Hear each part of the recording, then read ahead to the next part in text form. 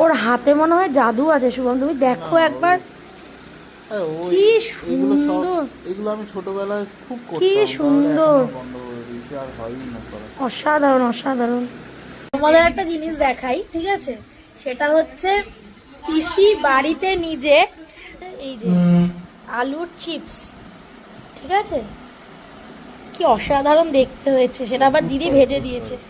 খেয়ে বলো কেমন হয়েছে, কেমন, ভালো না? ওই যে পিসি বানিয়েছে আর দিদি ভেজে দিয়েছে, তোমাকেও দেখিয়েছি চিন্তা করে। এই যে আমাদের আর্টিস্ট বসে আছে, সাধারণ। শোনো, অতগুলা বোতল সরায় দে। হোক, ন্যাচারালটা ন্যাচারালি ভালো। না রে বাবা, কিচ্ছু সরাতে হবে না, তুই কর তোর মতো।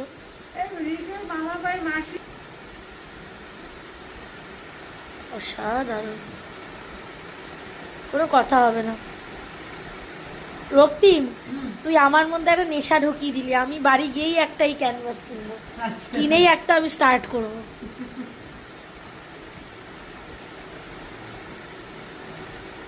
যাচ্ছি হচ্ছে পিসি আর রক্তিমের বাগানে।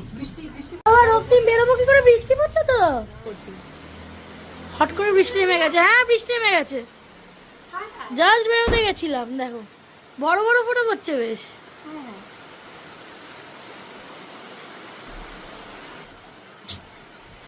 একটু একটু বৃষ্টি হচ্ছে।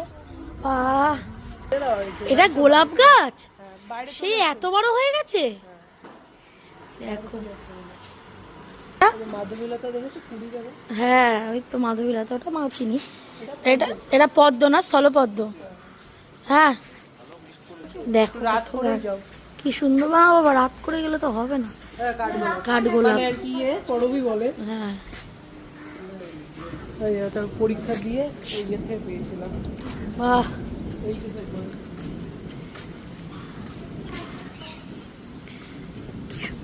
ভর্তি গাছ। এটা এটা কি লেমন গ্রাস? তোমরা আগে আসবে বলে একটা আম রাখাও হয়েছিল, তারপরে এর পরের বার যখন আসবো এটা চা খাবো। কেউ সব গাছ এখন ঠিক করা হবে, সব গাছের অবস্থা একটু খারাপ হয়ে গেছে। একটু তো খারাপ দেখছি না অবস্থা, সবই তো ভালো। রক্তিম এখন আমাকে লেমন গ্রাস কেটে দিচ্ছে, হচ্ছে বাড়ি গিয়ে চা বানিয়ে খাবো। একটু দিলেই পুরো মম করে চায়ে গন্ধে। এই পাতাগুলো দেবো, এগুলো তো